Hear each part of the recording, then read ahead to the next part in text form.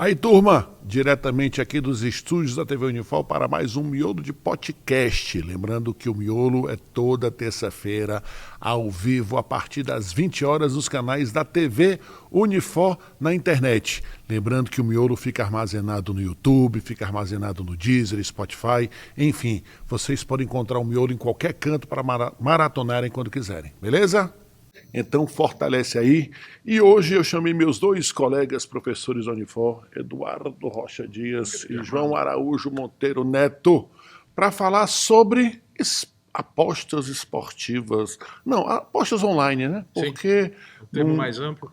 Esporte. Porque inicialmente, enfim, só fazendo um breve apanhado, né? A legislação brasileira proibia os jogos. Nós temos, enfim, jogos patrocinados pelo Estado, as loterias estaduais e também federais.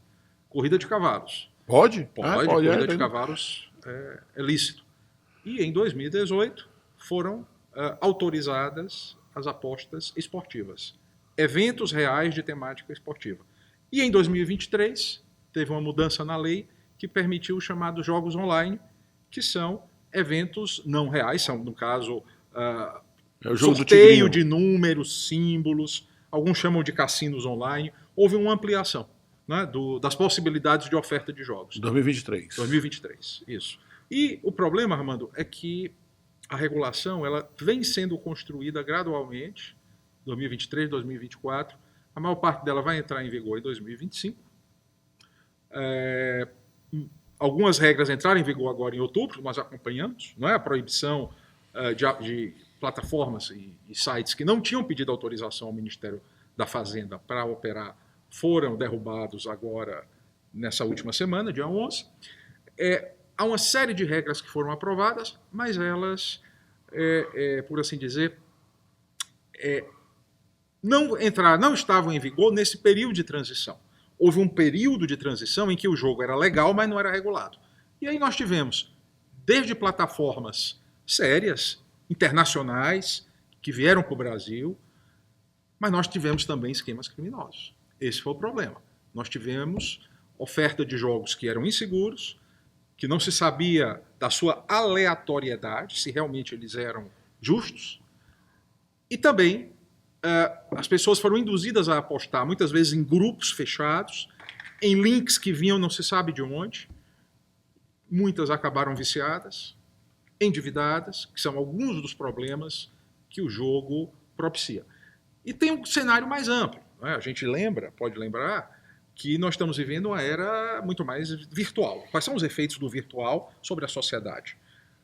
Jogo ilícito, lícito, vício em jogo, sempre houve. Mas o problema é como é que as telas, a internet, os smartphones, você poder apostar de qualquer hora, qualquer lugar, 24 horas por dia, 7 dias por semana, como é que isso vai afetar as pessoas? É porque no jogo do bicho o cara aposta uma vez por dia, né? Não necessariamente, mas eu acho que tu toca num assunto interessante aí que eu queria pegar, o que é que o professor Eduardo colocou, né? Uma das coisas que chama muita atenção nesse processo de nova regulamentação do jogo, e eu vou colocar de forma genérica aqui, né, Eduardo, como já explicou, é que a gente tem um novo vetor importante, que é esse processo que se começou a olhar para o adoecimento, né? E, historicamente, quando você olha para a regulamentação, inclusive, dos jogos de azar aqui no Brasil, que já foram permitidos numa época anterior e depois foram proibidos. E aí você fala do jogo do bicho. Eu escrevi um artigo interessante, um capítulo de um livro interessante com o professor Nestor sobre esse assunto. Tem uma boa pesquisa sobre o tema. A racionalidade, Armando, da proibição dos jogos de azar, até essa onda que a gente vive, era da moralização da sociedade brasileira, né? De que a pessoa não podia jogar porque era uma atividade considerada imoral, uma atividade ilícita que poderia ter algum aspecto contra a religião, contra os bons costumes. E hoje não existe mais isso. Pode até existir, mas talvez o vetor mais importante que deveria ter direcionado a regulamentação desde o começo, e não esse vazio que o Eduardo apontou muito bem, né, que é uma loucura que às vezes acontece aqui, isso. A gente autoriza dizendo que vai regulamentar, ou seja, dizer quais são os cuidados que se tem que ter, e deixa o pau rolar para que depois a gente tente corrigir os excessos ou os vacilos, ao contrário de outros países. E aí, só para concluir, essa ideia do adoecimento, né? Do vício. E eu me lembro que, durante o período em que eu estava lá no doutorado, eu atuei como assistente de pesquisa num projeto lá do Reino Unido que tentava... Loucura, né? Lá os caras de lá tentando entender a nossa realidade. Entender a regulamentação do jogo de bingo.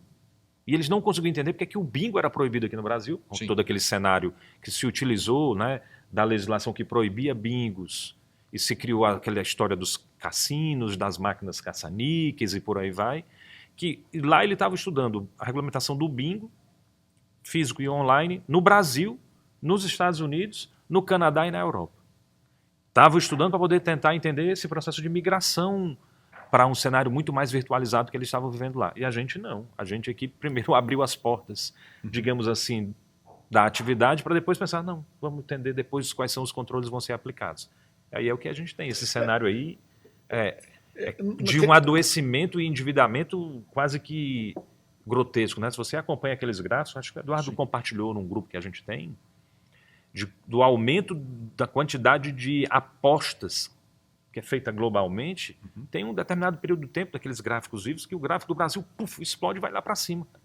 Porque a gente está falando de um mercado, a Inglaterra tem 44, 50 milhões de habitantes e aposta muito. A gente tem 200 milhões, cara.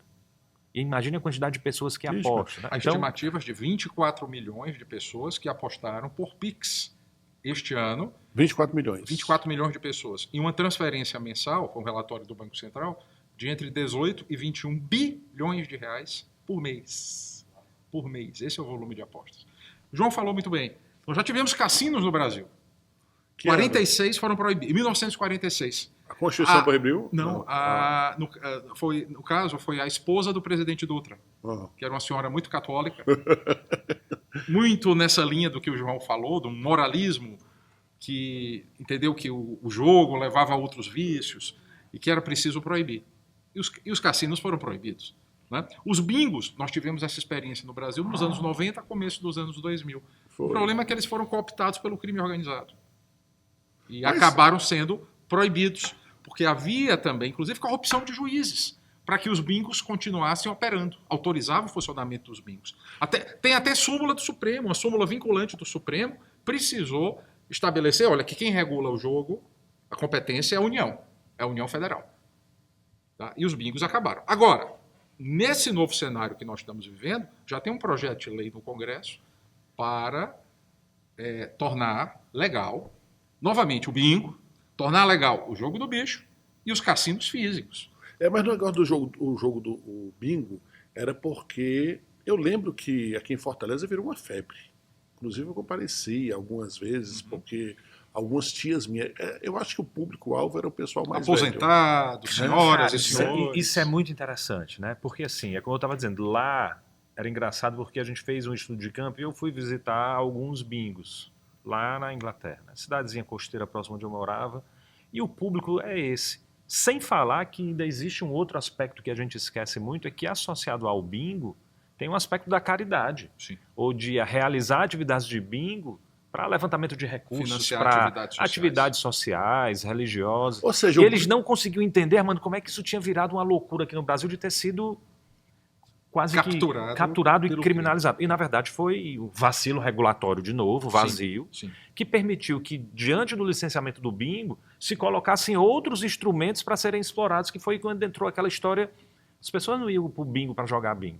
As pessoas iam no bingo para poder explorar lá as caça-níqueis, aquelas casas... E até, do que o Eduardo falou, o que é interessante é que, nesse cenário, acho que...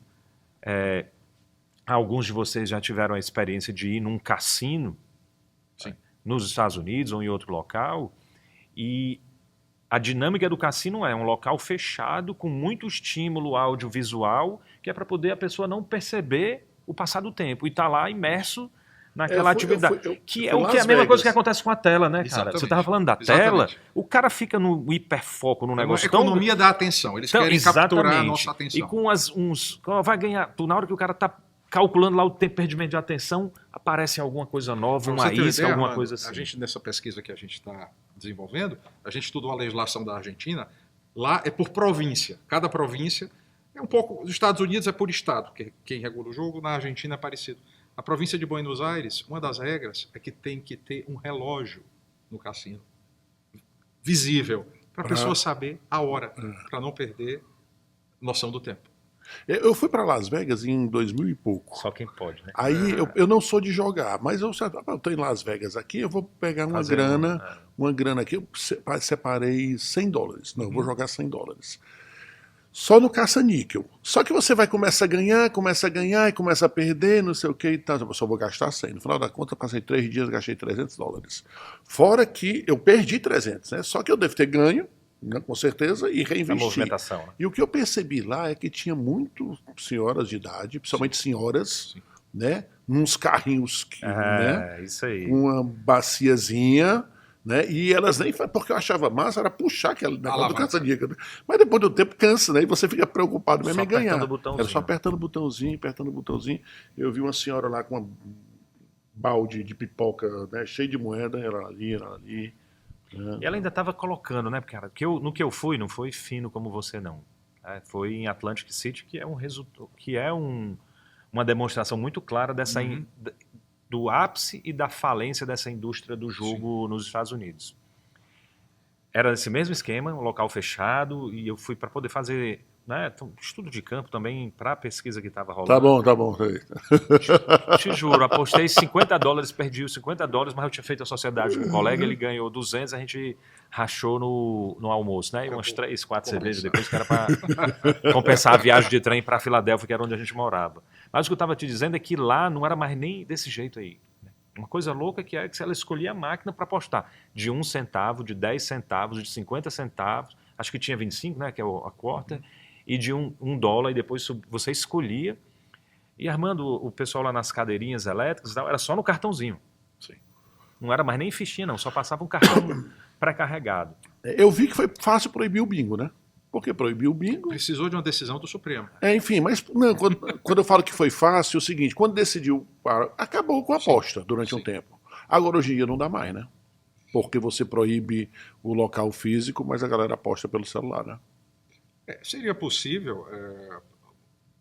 existe hoje uma ação de inconstitucionalidade pela Confederação Nacional do Comércio, pedindo... Deram entrada agora, recentemente, pedindo a proibição total do jogo. Então, vai ser realizada, inclusive, uma audiência pública no Supremo Tribunal Federal em novembro, para discutir os argumentos. A Confederação Nacional do Comércio quer proibir totalmente o jogo, as apostas online, alegando justamente o prejuízo à economia nacional, a questão do endividamento, porque as pessoas estão consumindo menos. Com 21 bilhões a menos, estão gastando menos no comércio. Tá? Houve também aquela informação de que beneficiários do programa Bolsa Família estavam também destinando recursos, apostando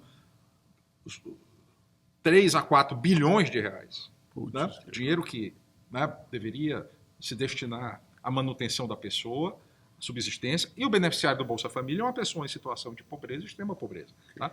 Por um lado, se pode proibir, isso não seria um paternalismo exagerado? Né? Eu acho que é. Eu acho que você dizer com que...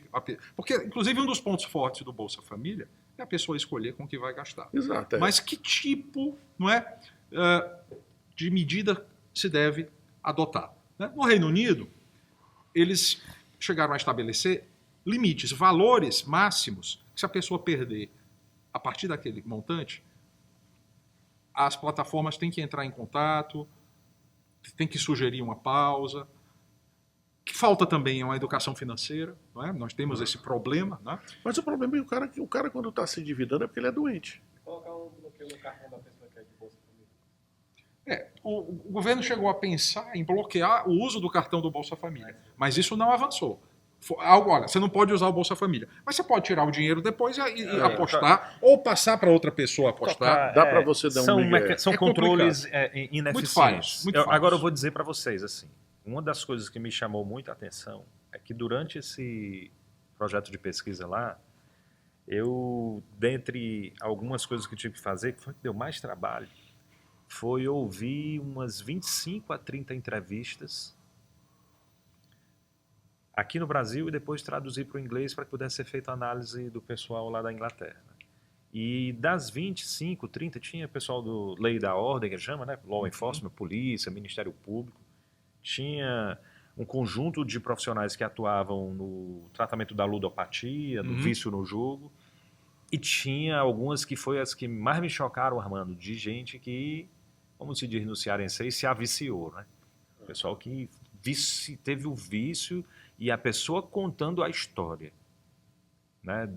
Do processo de adoecimento, do perdimento patrimonial, do destruir das relações sociais e familiares que ele tinha. Cara, um negócio assim que quando você...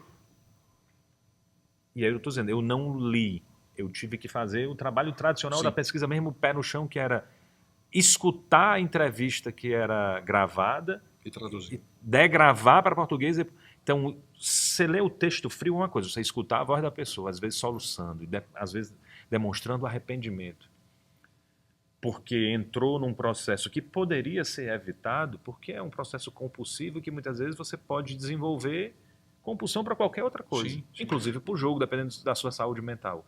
E não ter uma estrutura de quem estimula isso, que é o Estado, que é a minha principal preocupação, para dar suporte, é muito preocupante. Eu acho que não se anteviu a situação que ia ser criada. Né? Então, se liberou, porque o jogo tem vários aspectos. Um dos aspectos é a arrecadação.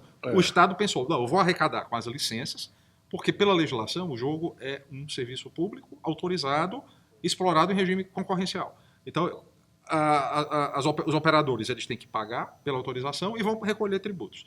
Mas tem a questão da integridade do jogo, por exemplo, apostas esportivas, evitar combinação de resultados. Né? Tem a questão evitar a lavagem de dinheiro. Total. E tem a questão da ludopatia, porque o vício em jogo é uma doença. Os mesmos mecanismos cerebrais envolvidos na dependência química, de álcool, de substâncias ilegais, estão envolvidos no jogo. E o processo de exploração é o mesmo, né? É aquele negócio de causar um estímulo. Isso. E aí tem liberação de dopamina, e aí você fica viciado nesse barato e precisa cada vez mais para manter aquele mesmo nível. E tem um esquema interessante que é você ter o arrependimento do custo investido já. Pô, já joguei tanto, já investi tanto, se eu parar agora eu só vou piorar a minha situação. Eu vou continuar porque vai ter uma hora que eu vou ganhar. Tem um provérbio irlandês que diz o seguinte: a ruína do jogador é a esperança de se recuperar. Porque justamente ele acha que vai conseguir recuperar as perdas. E é um dos sintomas. Tem até uma expressão em inglês que é chasing behavior. Ele fica atrás, caçando o prejuízo que teve. Por mais que perca, ele continua apostando. Esperança. É porque ele acha que é matemática, uma hora vai virar, né? Não sei. Não acho na cabeça Ele dele. tem uma percepção enviesada da realidade. A questão do risco que ele está correndo. Ele está correndo muito mais risco. Expectativa, né? A esperança. E aí isso é interessante porque entra num ponto que o Eduardo mencionou, que eu acho indispensável nesse processo que a gente está vivendo aqui hoje de regulamentação. Né? Tentando correr atrás enquanto o negócio já está rolando. Que é, dentro desse cenário, a gente não tem muita transparência de como é que funcionam esses modelos de jogo, não. Né? De como é que são calculadas as odds, como Sim. as odds operam lá no sistema que está fazendo o sorteio, o que é que acontece. Muitas vezes, quando você está nesse comportamento do chasing, né, behavior, o cara está lá, pega, não pega, pega, não pega, aí na hora que ele tá para desistir, ele ganha uma mixariazinha lá só para se iludir. Aí ele vai e começa o ciclo totalmente de novo. E a gente não tem auditagem sobre isso. A gente não Ganha sabe. Marcelo, cuidado, não. Marcelo, né?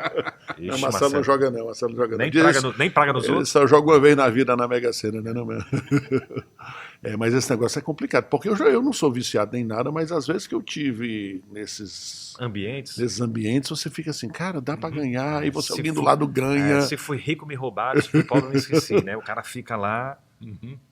E outra coisa, quem é que se deu bem mesmo nessas coisas de aposta para virar exemplo, cara? Porque o cara fica com expectativa. A gente conhece alguém que ficou milionário por causa de uma aposta? Não. O cara ouviu falar, né? Veja, o outro problema que nós tivemos, nós passamos de uma época que o jogo era ilegal, ele ficou sendo legal, mas não era regulado. Agora ele é legal e vai ser regulado.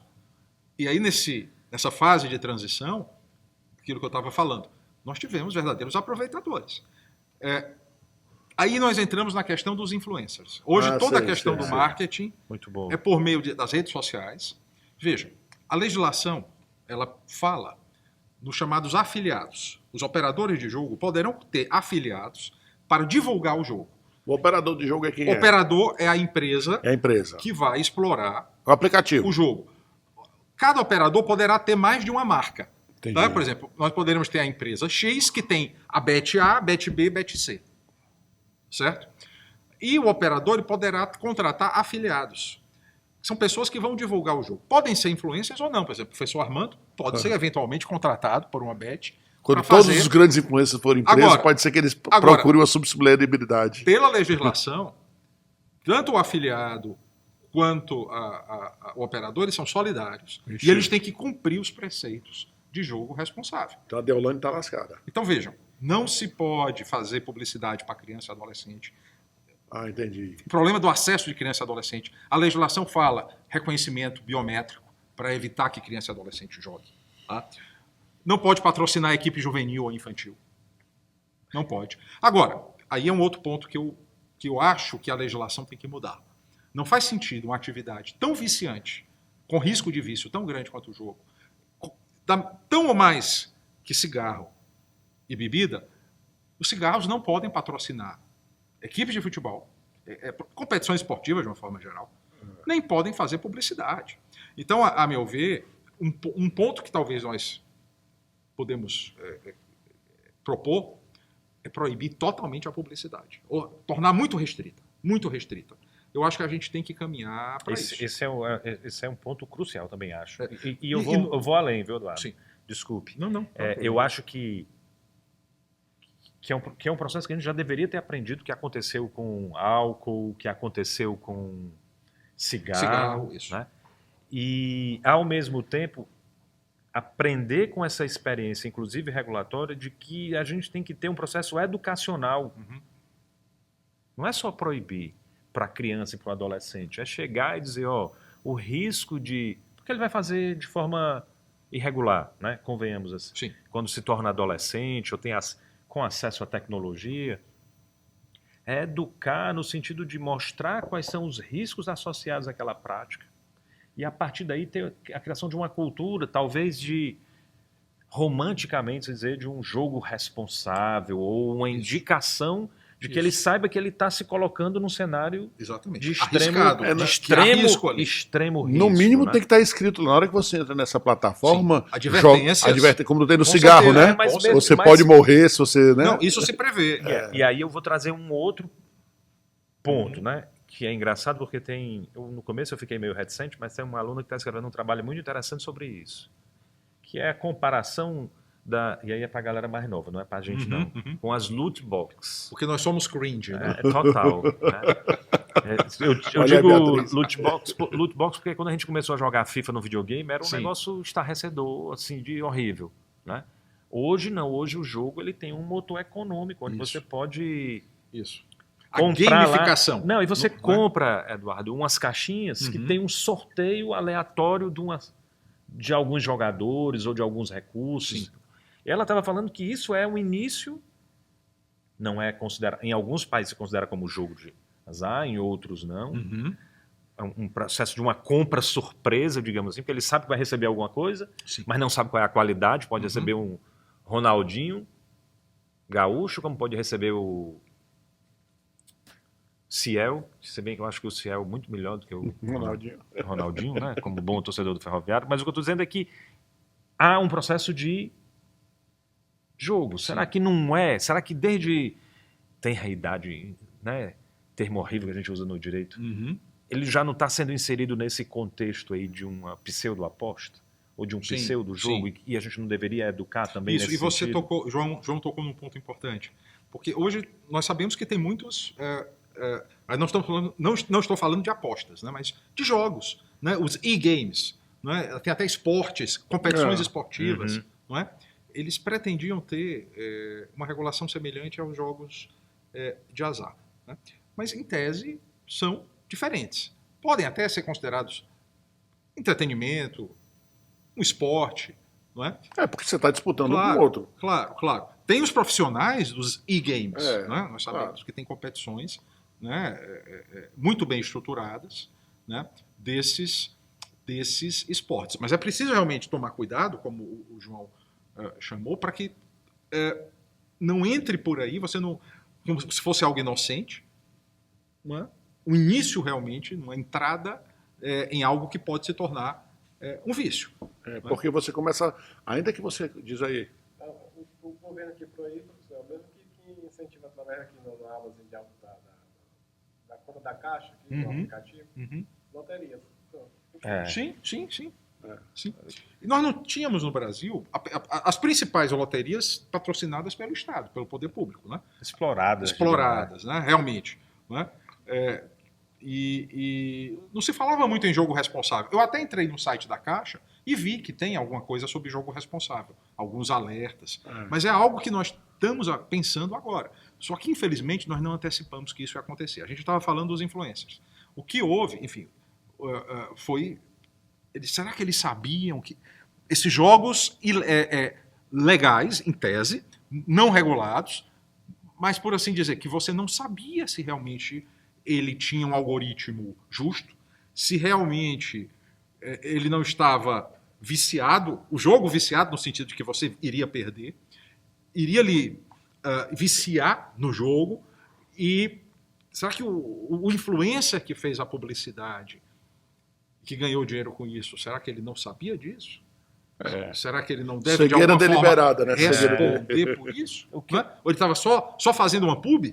Era só isso. O que eu acho engraçado... Talvez ele não tenha se preocupado muito, ir a fundo, aí fingiu que não tinha gravidade, né? Mas fora que não...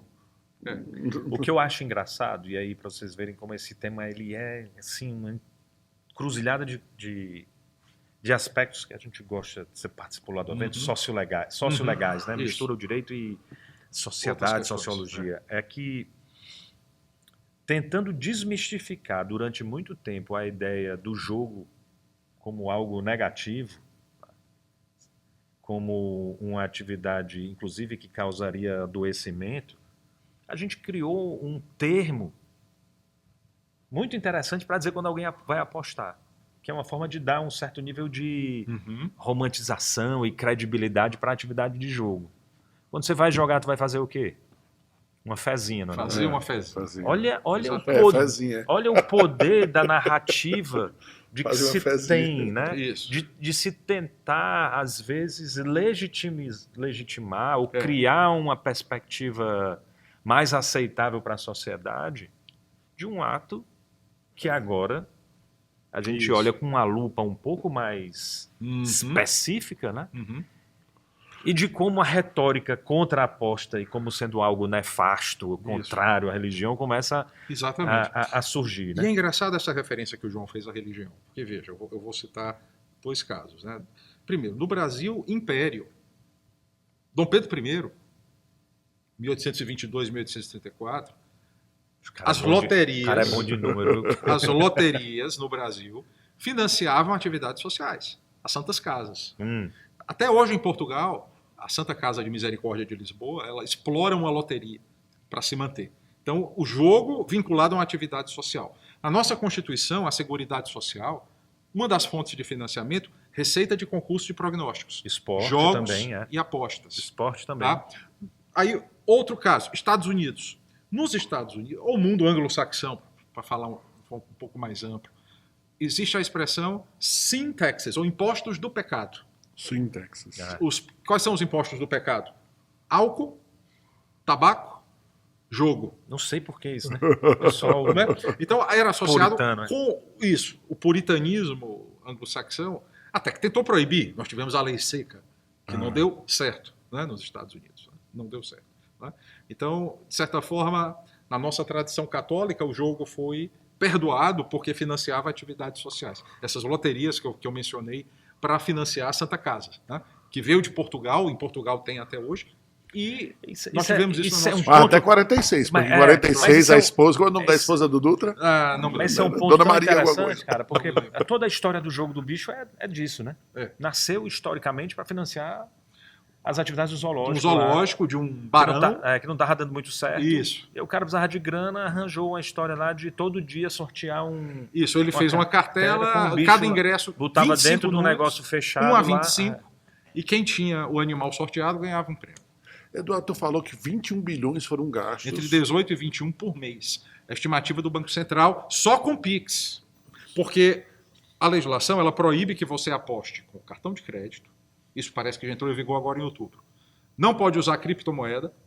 Tá? Então tem que ser ou transferência conta a conta, ou cartão de débito que você se identifica. Para ter o que a gente chama da trilha do dinheiro. Para né? você, exatamente. Para evitar lavagem de dinheiro, para você follow the money. Saber onde E esses 21 bilhões foram para onde? Boa, para o Batman que não foi. Né? Assim, não, porque evidentemente ela devolveu alguma Tem parte. que tomar cuidado, porque eu acho que essa conta dos 21 bilhões lembra muito o que você mencionou. O próprio uma Banco vez, Central, né? São transações repetidas. O cara aposta 100, ganha 150, aí entendi. Aposta 150, perde os 150, ele está complicado. Então, eu acho que são valor transacionado, não é talvez o valor real. Porque uma parte disso saiu. Né? Agora, pela legislação, o retorno ao apostador tem que ser de 85%. O que é que significa isso? De cada R$100, 85 o operador fica com 15, 85 tem que ser pago em prêmio. Isso que o apostador tem direito. O mínimo, pode até ser mais. Probabilidade. Né? De cada R$100 que você joga, é até bom, cara, não? 15 fica... Isso é probabilidade. Isso é probabilidade. Não é para você armando o jogador. É para o pool. Eu sei. Alguém do que apostou vai receber esses 85. Mas a casa vai levar 15. Aí é que a gente pergunta, né? Isso é auditado? Como é que é auditado? O problema é esse, como talvez é não que seja avaliado, isso, né? Porque até um dos pontos que a gente discutiu no nosso grupo de pesquisa é o seguinte, tudo bem, vamos supor que o algoritmo respeite esse retorno de 85%, mas limite o número de ganhadores. Aí... Como reduza o número de ganhadores. Poucas pessoas vão ganhar. Pois é. Então embora devolver 85%, vai devolver uma... É preciso auditar isso bem. Mas em compensação, quem ganha muita grana, ganharia muita grana, né? Só está falando assim. Não, eu estou falando assim, porque, por exemplo... meu irmão, bicho, deixa eu te dizer que o negócio... Num país que a gente teve uma operação da polícia para poder avaliar se aquelas maquininhas que pegavam os bichinhos, estavam sendo viciados. O cara estava cortando a conta. Tu acredita num negócio desse? Definitivamente não acredito. Né? Mas eu estou pensando assim, em sendo assim, é um retorno razoável, não? Se fosse verdade. Sim. Né? Eles não estão ficando com tanto. E mesmo assim dá para o operador ganhar muito dinheiro com isso. Porque se receber 1 bilhão, é o quê? 150 milhões, né? 15%.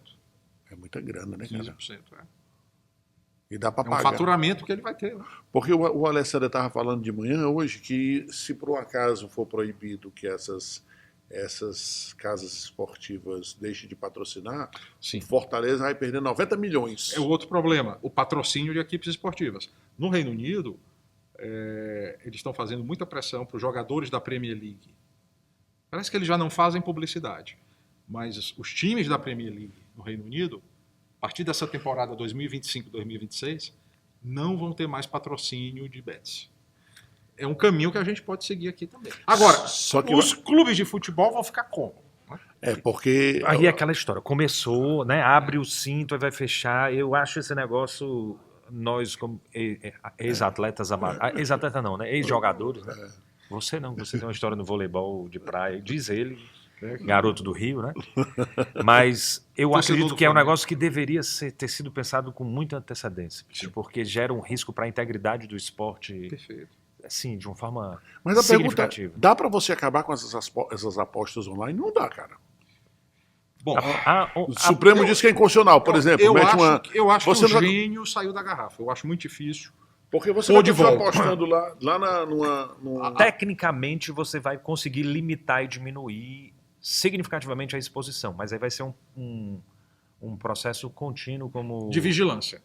De derrubada. De tentar pegar as pernas do dragão aí, do gênio que seja, e ficar todo o tempo puxando, porque isso é um mercado bilionário.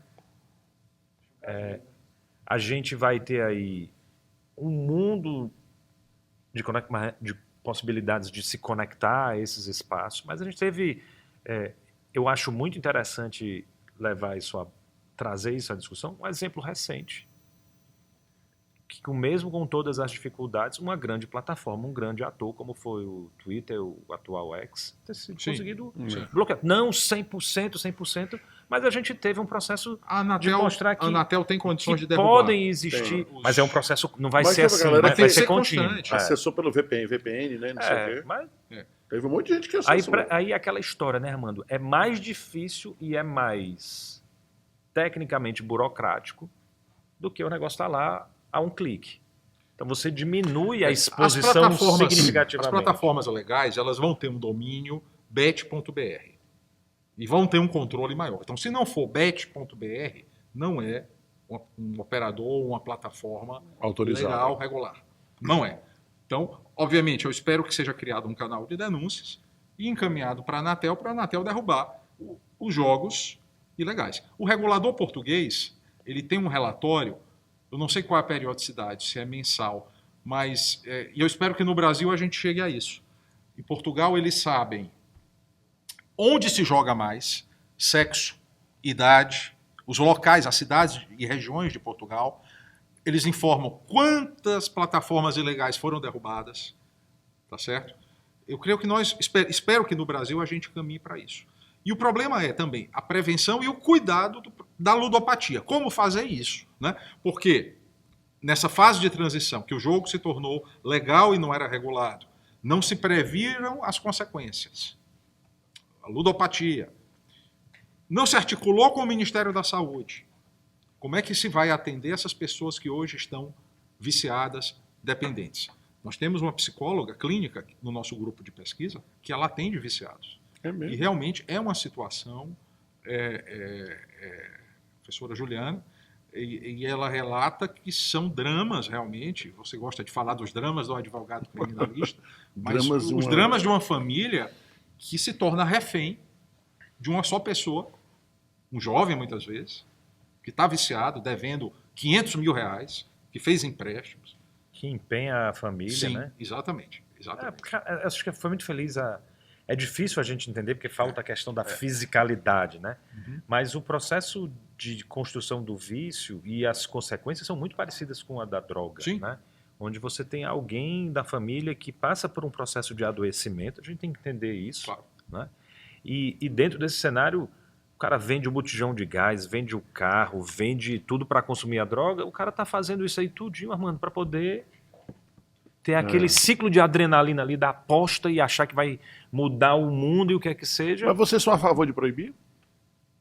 Ou de regular? Porra, É porque aí tem uma coisa interessante. Eu Porque podia ter avisado como é novo, Nós não combinamos as coisas. Porque, por exemplo, a gente está num momento em que não adianta, a gente percebeu que não adianta a gente proibir o uso da droga. Se fala muito nos cassinos físicos, abrir cassinos em resorts para gerar empregos. Bom, é uma dimensão muito elitizada também, do jogo, né? Mas pelo menos criaria emprego, né? As plataformas online criam menos emprego que o jogo físico. Total. Isso Obviamente tem que ter o pessoal da TI, eles têm que ter também uma estrutura de atendimento, que é a obrigação, ter um atendimento ao cliente, né? Mas... E no resort você vende caipirinha, você vende camarão, Mas eu acho, Eduardo, é porque assim... Você gera empregos, mas talvez de menor complexidade e de menor valor agregado. Mas eu vou dar um exemplo.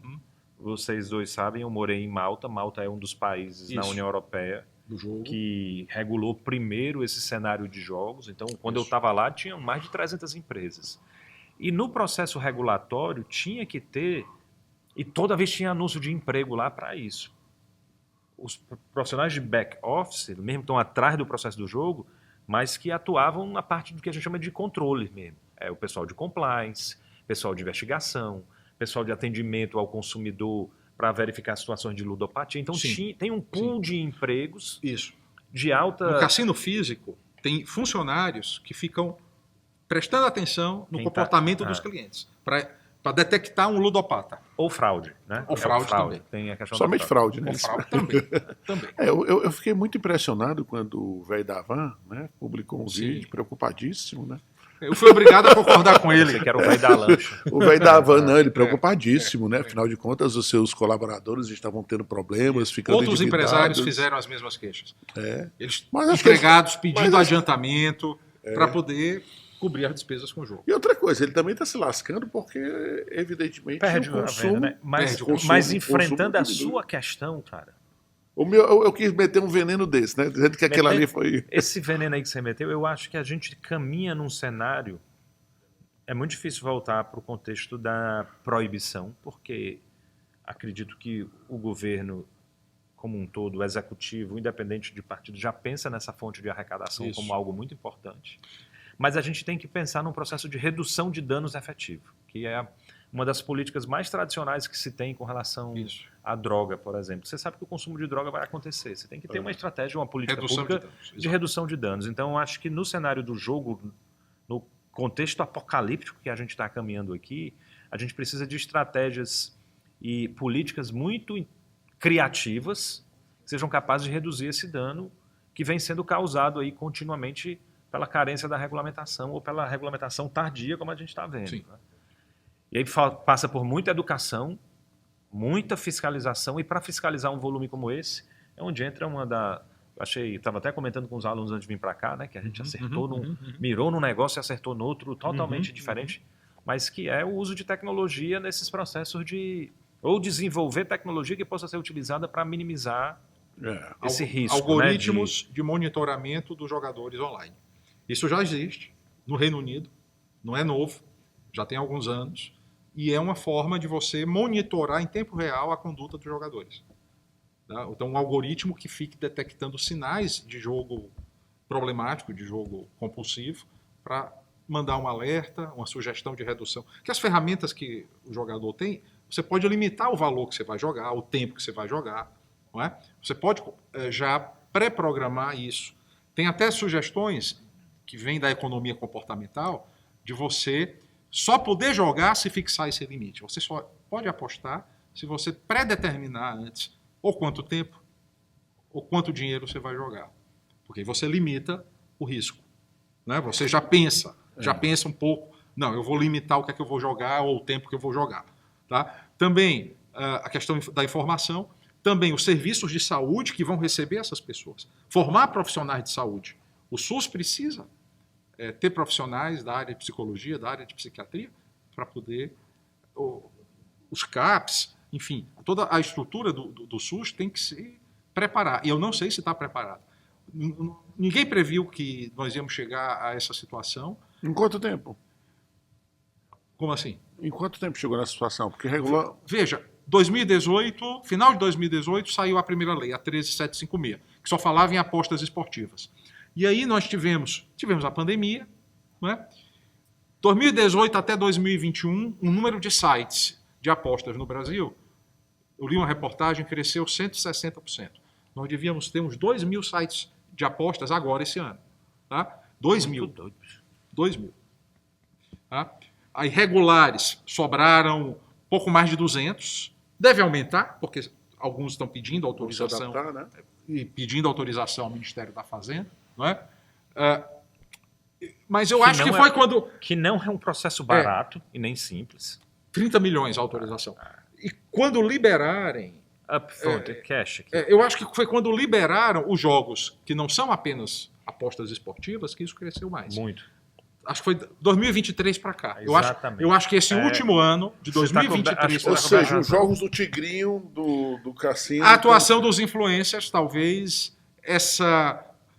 Eu não sei vocês, mas eu recebi, era direct no Instagram, era por WhatsApp, convites para entrar em grupos de jogos. Porque no meu aparece só... Se eu tivesse aceito, eu ia entrar num grupo que ia ter um administrador, ele ia me mandar um link, ia ficar oferecendo...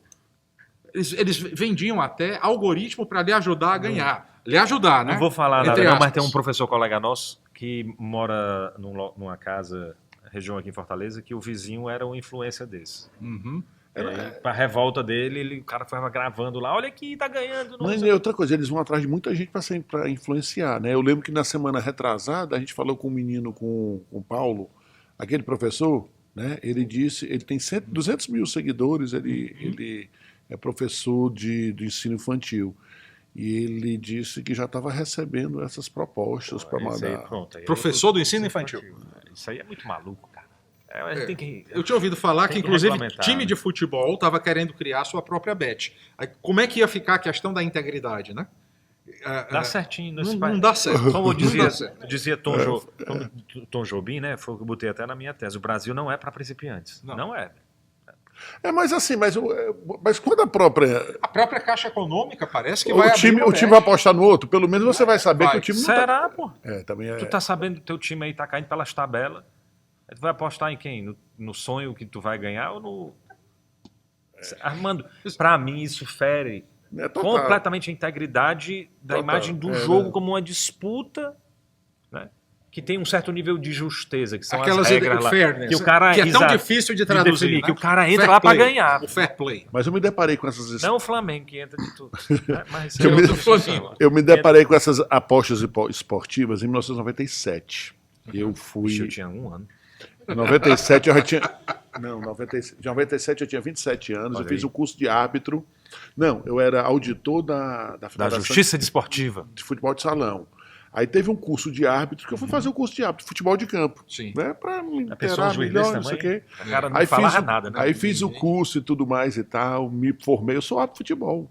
Inclusive, na minha Era. inscrição é 171, acredita? Ixi. Eu acredito... É sério, eu não vou levar a foto. Eu não tenho a foto. acredito que as coisas sejam aleatórias, não, viu? Eu não falaria isso com muito orgulho, eu acho que não. E Mas só dizer um negócio aqui, pra quem tá escutando a gente não sabe o que é o 71, é o estelionato estelionato, mesmo. É é. só pra- Aí o que é que acontece? Eu lembro, eu era um árbitro, eu era um bosta como árbitro, né? Mas só que eu era o único que era formado. Tá entendendo? E eu era E peixe. tinha 2,1 m. 2 metros de altura e tudo. Mas eu era ruim. Não era ruim, não. De 0 a 10 eu era nota 7. Né? Só que tinha um Tá bocado. melhor do que muito que tem aí. Profissional, meu amigo. Mas você vê que eu tô comprando com melhor lá, né? Aí o que é que acontece? Eu lembro que. Árbitro padrão FIFA. Eu sempre, como eu era formado em direito, era advogado e tudo mais, eu era peixe. Todo evento novo eu era chamado. Então eu fui o primeiro da minha turma a apitar no PV. Eu apitei aquelas preliminares do jogo, dos jogos Futebol principais, de né? botão. Aí eu lembro que eu chegava no PV mais cedo e a gente apitava para o estádio vazio, né? Mas sempre ao lado a tribuna, do lado direito, tinha uma galera lá que reunia umas 15 pessoas. Só apostando. Aí eu não sabia disso, só sei que começa o jogo, apitava, bora saiu. A galera, comemorava. Era o primeiro Comemorava. escanteio, era o primeiro... Aí depois eu fui lá, essa galera chegava pra mim e mandava eu começar logo o jogo e eu peguei o apelido de Rodolfo, né? Tinha um Rodolfo ET na época. Eu ainda peguei o apelido de Rodolfo. Ô Rodolfo, professor Rodolfo. Putz, grilo. Aí eu só sei que uma vez eu fui conversar com a galera, rapaz, por que vocês tanto grito? Não, cara, que a gente aposta tudo. Aí eu vi que eles apostavam primeiro lateral, primeiro escanteio, primeira bola na trave, não sei o quê. E o engraçado é que depois de 20 minutos, eles paravam de gritar. Porque as maiores apostas daqueles 20 minutos. Aí eu falei assim, rapaz, você vê, né? Eram umas 15 pessoas, eles apostando entre eles, e dá uma diversão danada. Imagina você Eu apostar com o ouvi, mundo todo, né? Armando, que num jogo de futebol é possível apostar em 190 eventos diferentes. Desde jogo, desde gols, escanteios, faltas, cartões amarelos ou vermelhos, ou enfim. E você pode apostar, inclusive, depois que o jogo começa. Aquele jogo é a aposta in play. Né? E a legislação diz o seguinte: olha, é claro que depois que um time faz um gol, isso altera as odds, né? A probabilidade de quem vai ganhar. Quando você faz a aposta, aquilo é direito adquirido seu. A plataforma não pode mais mudar, tá, a odd para você. Né? Não pode. Certo? Mas, enfim, esse é um dos aspectos. Esse é um dos aspectos. Então, eu acho, né, concordo com o João, acho muito difícil proibir o jogo, mas a gente tem que caminhar para uma regulação muito mais rígida. O que é que eu digo por mais rígida? Proibir totalmente a publicidade. Gradualmente, a Fórmula 1 era patrocinada por empresas de cigarros. Então, eu lembro, John Play. Até o álcool, cara, na Fórmula 1 agora é a prevê cerveja zero álcool. Então você tem que ter... gradualmente e cessando essa dependência dos times de futebol em relação às bets. O problema é que eles têm muita grana, cara. O futebol, acho que chegou a um patamar diferenciado de contratação de atleta por causa dessas bets. Viu? Porque saindo dessas bets, não é todo time que vai conseguir ter esses patrocínios elevados, né? Mas, enfim, você tem que se adaptar à nova realidade. O problema é que você não pode deixar... o problema mais grave é a ludopatia, né? Sim, sim, sem dúvida. É uma doença prevista tanto na Classificação Internacional de Doenças, quanto naquele manual estatístico norte-americano, o DSM. É uma dependência comportamental, né? Vicia. Você sabe que tem até remédios. Tudo de bom, né? Você tem até remédios, tem estudos. Tem um remédio para Parkinson, que se a pessoa toma aquele remédio, ela pode desenvolver uma compulsão, inclusive para o jogo. Não só. Sério? Sério. Né? Porque muda a química do cérebro, muda os mecanismos de risco e de recompensa. Então, tem remédios que afetam esses mesmos centros que estão envolvidos na ludopatia. Tu conhece algum? Tá precisando não, né? Uma pessoa que está passando por esse problema? Pessoalmente, não. Eu conheço por Pessoas, meio da Juliana, que é essa professora que faz parte da nossa pesquisa, tá? E alguns relatos, realmente, eventualmente, que eu já vi Eu na vou só internet. te dizer, cara, que isso não é um tema novo também, não, né? Nesse livro que eu estava te Não, falando, não é. né? Como eu falei, Tem um matemático italiano, Cardano, foi até o cara que ajudou a inventar aquele eixo cardan que tem nos veículos, né? Não para os veículos, a física e a matemática por trás do eixo. A geometria envolvida exatamente. no eixo cardan. Que ele começou a estudar isso em 1550, escreveu um livro, o Tratado das Apostas, alguma coisa nesse sentido. Estudando a aleatoriedade, a probabilidade, e os jogos lá eram muito menos complexos, né? De como é que ele poderia utilizar isso em seu favor. E o cara fez até uma grana sobre isso, mas é um tema que já perpassa aí a humanidade há muito tempo, só que agora altamente potencializado para mim por dois aspectos, tecnologia e a indústria que se tornou uma indústria, como você muito bem colocou, disruptiva e de impacto significativo, porque é muita grana. E aí, como é que a gente lida com um negócio desse, né? Toca fogo ou tenta mais uma vez minimizar o impacto da exploração que para mim iniciou de forma desajeitada e irresponsável no país? É porque um adicto em droga é até mais fácil controlar, porque a droga não se compra tão fácil como se aposta, né? Porque Não sei. Eu não sei da facilidade, Também mas não eu, sei. eu acredito. Não, mas eu faço Mas uma comparação. é claro que você o acesso, basta um celular, né? basta um celular. E mesmo assim, não, eu estou dizendo que E eu vou mesmo te assim dizer- sendo mais difícil o cara cair, né, sendo um adicto em droga é fácil, imagina. E tem um aspecto cultural, Armando, eu acho muito forte. As pessoas dizem, pô, meu irmão, me arranja uma droga aí. O cara, me arranja o teu celular aí só para poder fazer uma fezinha. Ou então, só para... Eu tô com um palpite bom, vai dar certo. Então, as pessoas têm um olhar mais complacente, digamos Tinha um assim. cliente que ele foi condenado ele era dependente químico, né? E ele foi condenado por tráfico de drogas. Precisou traficar drogas para poder bancar o vício, né? E acabou sendo condenado por tráfico de drogas, associação e tudo mais. E ele estava passando muito mal e desenvolveu uma pneumonia. E nós conseguimos transferir ele para cumprir a pena numa casa de dependente de droga, né? Beleza, ele passou 2 anos de boa e tudo mais. Mas no dia do jogo do Brasil na Copa de 2018, a galera da administração foi embora e deixou um estagiário cuidando do povo. Só que o estagiário era um ex-adicto e levou uma garrafinha de vodka. A teoria Rapaz, do caos, né? A oportunidade. 2 horas depois do jogo, aí o pai dele me liga, fulano tá no meio da rua. E ele, deram um azar, entre aspas, porque a única pessoa que tinha problema jurídico era o meu cliente, que estava lá com tornozeleira eletrônica. O resto era só adicto, o que já é uma porcaria, né? Só sei que abriram, só sei que ele foi pego 10 quarteirões de lá, botando o maior boneco do mundo, completamente embriagado. Porque não basta. Você toma uma dosezinha, cara. Você pode estar 1 ano, 2 anos sem estando limpo, que o efeito do álcool, da droga, acaba voltando, né? E eu imagino como é que... Não, existem já grupos de jogadores anônimos, assim como tem alcoólatras anônimos. Narcótico, não. Já existe, mano. No Brasil aqui. Você não vai ter dificuldade de achar. Pessoas dando depoimento. Alguns desses eu já vi. De vez em quando... No Instagram, procure que você vai encontrar. Você vai encontrar. Aí depois não sabe porque tá recebendo as propagandas. Mas o meu interesse é o interesse acadêmico. Eu estou dizendo, da hora que você foi atrás de um depoimento... Imagina o que é que Eu entrei nos sites dessas grandes plataformas, dessas que patrocinam clubes de futebol, Nunca apostei, mas entrei Nunca apostou? em bet não. Mas entrei para Mas tem que poder fazer o saber, levantamento do como é que era o cadastro. até verificar se tinha a alguma, questão da idade também, né? Eu se me lembro que tinha você fez. também advertência, qual era a política de jogo responsável, se é que tinha alguma.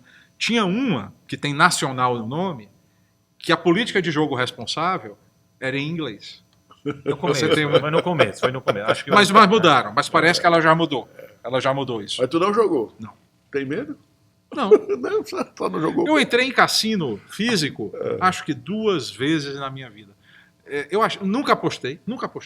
eu apostei. E eu achei um ambiente extremamente pesado. A experiência que eu tive foi essa daí. Não me Lá- senti bem. Lá nos Estados Unidos. Não me senti bem o dentro outro do cassino. que eu perdi, né? E aí eu, bem tranquilo. Também não tinha muito o que gastar. Estudante, o negócio tudo contadinho. Mas o outro foi, acho que em Veneza, e nesse eu apostei tipo 20 euros, ganhei 50. Apostei, ganhei 100. Aí apostei os 100 e perdi para 50. Aí eu desisti e fui com meio a pizza que eu precisava. Não, E lá- foi a última e me prometi que eu não ia entrar porque você acaba entrando nessa questão do chasing behavior. Foi Sim. uma coisa que eu fiquei pensando, pô, será que só mais uma, né? Só mais Claro. uma. Vou. Foi em 2002, agora eu tô lembrando. Em 2002 eu fui para Las Vegas, Vixe, até com aí eu minha tinha mãe. 5 anos. Aí, foi em 2002 agora, me lembro. Mas eu achei um ambiente normal, tranquilo, massa, tá entendendo? Aonde? Em Las Vegas, aqueles hotéis. O que eu fui. Aqueles cassinos. Cara, nada muito soturno, não, uma coisa legal. Veneza era tranquilo, mas o que eu fui, que lá em Atlantic City, que era, inclusive, do Trump, era um negócio, meu irmão, psicopático, bicho. Tudo fechado. Bem adequado. Né? Máquina pra tudo quanto é lado. E o cara, isso aqui é um negócio maluco, bicho. Não dá certo, não. Não, eu achei lá em Las Vegas, pelo menos. E olha que eu fui na época chamada Parte Velha, eram os hotéis mais antigos, Não sei, não sei o mas que e nunca tal, tive a há oportunidade. 22 anos atrás. Né? Mas eu achei o ambiente muito Você agradável. sabe que tem revistas dedicadas ao estudo do jogo, revistas científicas, quero dizer. E a Universidade de Nevada, onde fica Las Vegas, ela tem também cursos, claro. Tem que lecionar E deve matérias ter e disciplinas. Deve ter alguma coisa de financiamento também E da indústria. era né? onde eu ia chegar. A indústria de cassinos financia pesquisas científicas sobre o jogo, nos seus mais diferentes aspectos. E por que eles fazem isso? Porque sabe que não vai dar em nada mesmo. Social responsabilidade Por um social, lado, né? a responsabilidade social, por outro Outra lado, regulamentação. os estudos acabam sendo um pouco enviesados também para limpar a barra da indústria. Eles ficam dando uma de De bons moços. De bons moços, né? É o que a gente chama hoje Responsabilidade social. responsabilidade ambiental, que eles chamam de greenwashing. O cara faz um negócio lá dizendo que é socialmente responsável só para Sim. fazer a barra dele.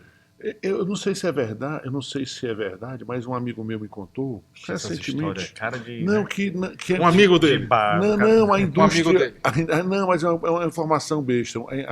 A indústria tabagista, ela, apesar de não ter propaganda e tudo mais, aumentou o consumo, apesar disso. Aí eu não sei de onde é que ele tirou a informação. Eu não tenho esses dados. Eu sei que o Brasil ele tem uma política de controle do tabaco muito rígida e o número de fumantes, que eu saiba, tem diminuído. Cara, O grande problema, essa discussão hoje sobre o O uso vape, né? dos vapors, né, dos vaporizadores, que são proibidos no Brasil. Tem uma discussão se legaliza ou se não se legaliza. é proibido? É proibido. É É proibido. não é uma mercadoria permitida. Tem muita gente que não sabe, viu? Mas é proibido. Exato. Eu Que a galera tá tava discutindo usando. com um colega nosso lá do direito penal, cara, que é uma mercadoria que entra como descaminho, né? É descaminho e ele estava discutindo, ó, e quem compra está praticando receptação. Entendeu? Pois é. Nem que seja culposo, mas tá. Mas tá todo mundo fumando nos restaurantes. Mas eu a acho, ideia- eu acho esse ponto espetacular. Terminei que eu quero só fazer uma coisa. A ideia é que o vape seria uma política de redução de danos. Só que, na verdade, o muito vape, melhor. em vez de... não, eu vou sair de um cigarro menos seguro para um vape. Mas, na É o verdade, contrário. está acontecendo o quê? Ele está levando pessoas que nunca fumaram a fumar pela primeira vez, principalmente os jovens, pela atratividade, porque ele é cool, ele é bonitinho, ele cheirosinho, cheiroso, um aroma, ele é eletrônico, é técnico, né? é tecnológico, não é? Toca até no E- V3, né? Ele injeta substâncias nocivas muito mais rápido no pulmão e geram danos graves. E aí é onde eu queria apontar, cara, que é a questão da cultura, né? Uhum. Por que é que fumar se tornou brega? Teve uma época que fumar era o sinônimo. Na nossa geração. charme, O João Neto é mais novo, Na mas na nossa já época. se tornou um negócio em decadência. Tinha a galera que fumava, que era Eu bacana. achava legal, tinha Mas- mulher que fumava, né? Mas virou algo careta, cringe, né? Uhum. E aí, de novo, continua sendo algo não muito bem visto, Isso. mas com essa pegada do vape, se tornou algo, Exatamente. uma trend nova aí. Isso. Que aí a gente precisa, de novo, educar todo mundo, a cultura de redução do dano e gerar a indicação de que isso não faz bem, velho. Cara, Que é o que tem que ser feito com o jogo. Dos anos 80, eu morava em 85, eu morava em Brasília. Aí é que eu não era nascido Aí, mesmo, viu, 80... Você, João Neto, parece que tá... Não, nessa época eu já tinha 6. Aí de verdade eu já tinha 6 anos. Em 86, eu fui estudar no Colégio Marista, no Maristão, que só tinha o primeiro, segundo e terceiro ano. O colégio permitiu os alunos fumarem dentro da escola, cara. Olha que loucura. O colégio padre permitia a galera fumar na escola. Mano, na minha época, na graduação, tinha professor que dava aula fumando, pô. E eu tô falando de muito tempo, não, tô falando de 98, Não, aqui não. 99, 2000. Em por aí. 93, os professores aqui fumavam. Não, a minha graduação, primeiro semestre, no curso básico em Direito, que eu fiz na UFC, tinha uma professora que fumava em sala de aula. E a gente ficava, ela ficava sentada dando aula, acendia o cigarro de forma bem elegante e bem lentamente, né? E a gente ficava naquela expectativa do que é que ela ia dizer. Né? Não, quem fumava? Hoje a gente fumava charuto. Sala de aula, hoje a gente É, rochava muito. nunca peguei, não. O professor Deusé de Souza fumando É. lá, e eu achava não, assim. Ninguém... Não, em Lisboa... Mas é cultural, de novo. E a gente vai aprender. Os caras fumavam dentro de um avião, pô. Isso. Fumava dentro de avião. Daqui Armando. pra trás. Porra, tu tá entendendo? E aí É. esse processo de aprendizagem, que eu acredito que a gente não pode desprezar quando tá falando de regulamentação que causa esse risco para a coletividade. E a gente esqueceu isso aqui no Brasil Campanhas totalmente. informativas, começa por aí, uma discussão sobre o tema. Tem que, A gente precisa disso. tem que incrementar, porque isso aí tá adoentando uma Com galera. certeza. Com certeza. E mais uma vez, a questão social e tecnológica. A nossa relação com as telas, que começa desde... Né, nós ouvimos às vezes críticas. Um casal que tem um filho pequeno, dá um tablet ou um celular para a criança se acalmar. Não é? Qual é a nossa relação com as tecnologias? Né? Isso é a salvação pro pai e pra mãe. Não, pra você ver, Tudo mas bem. você tá sendo colocado... É uma armadilha, né? Qual a idade para o filho começar a usar celular? Né? Lá em casa Qual fala a os dois. idade? Enfim, estão falando em proibir o uso de celular na escola. Já tem algumas escolas que proíbem. Não é? Então, a nossa relação com as novas tecnologias realmente tem que passar por esse aprendizado a que o João aí se referiu. Isso é tão maluco. Eu vou dar só um exemplo. Eu trabalho muito com proteção de dados pessoais e privacidade. Então, o meu filho mais novo, toda vez que ele abre alguma coisa, que vai a algum jogo, alguma coisa assim, ele, papai, isso aqui fala sobre privacidade e LGPD. Eu posso... Porque ele foi, de certa forma, não vou dizer traumatizado, que é uma palavra muito forte, né? Sim. Mas educado a olhar Sensibilizado. para esse tipo de situação. E a gente tem que fazer isso com outras coisas, como se tem, cara. Essa geração mais nova aí é muito preocupada com a questão ética no trabalho, com questão ambiental, e tem que ser orientado também, por exemplo, essa questão Mas eu acho que nós estamos... dos outros pecados, né? Sim. Os Sintaxes. sintaxes. Eu acho que foi um vacilo, mas a gente está no caminho. Estamos caminhando bem, Eduardo? Acha? Essa regulamentação vai sair legal? Não, a regulamentação do Brasil não é ruim, mas eu acho que pode melhorar em alguns aspectos, ficar mais rígida, e essa integração com a área da saúde. Total. Porque tem que ser uma política de saúde pública. Tem que articular melhor essas campanhas informativas, os canais de atendimento, que as plataformas, os operadores do jogo vão ter que ter também um canal, informar que a pessoa pode procurar. Agora vão ser o quê? Vão ser grupos de ajuda? Vai ser o SUS? Isso tem que ser melhor desenhado.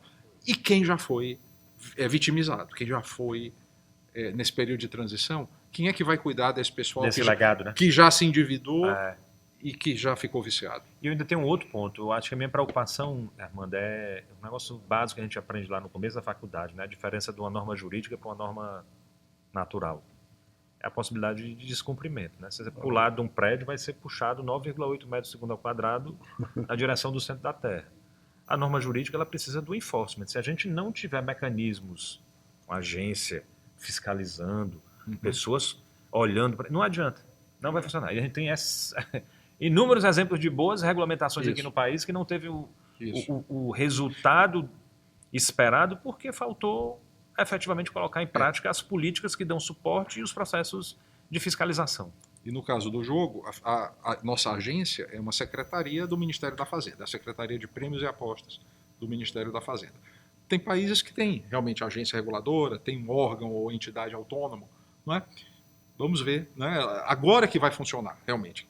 A partir de janeiro de 2025, muito embora algumas regras já tenham começado a valer agora em outubro. Então já não pode mais usar cartão de crédito, tá? Só podem operar aquelas que já pediram autorização. Vamos ver. Então é um aprendizado. Na verdade, nós estamos começando agora. Eu acho que é um novo caminho. E ainda tem a questão do direito do consumidor, que a gente nem falou, né? Porque o apostador ele é considerado um consumidor. Ele tem os mesmos direitos dos consumidores. Né? As regras de transparência. Putz, Pô, a gente vai ter que ser no próximo horário, que o nosso horário terminou. Obrigado, Beleza. João Neto.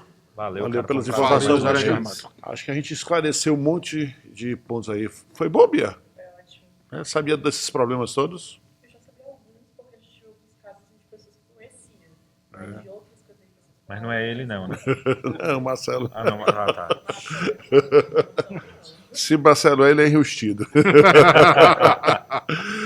Pois terminamos mais um Miolo de Podcast aqui direto dos estúdios da TV Unifor na universidade mais linda do Brasil, que é a Universidade de Fortaleza.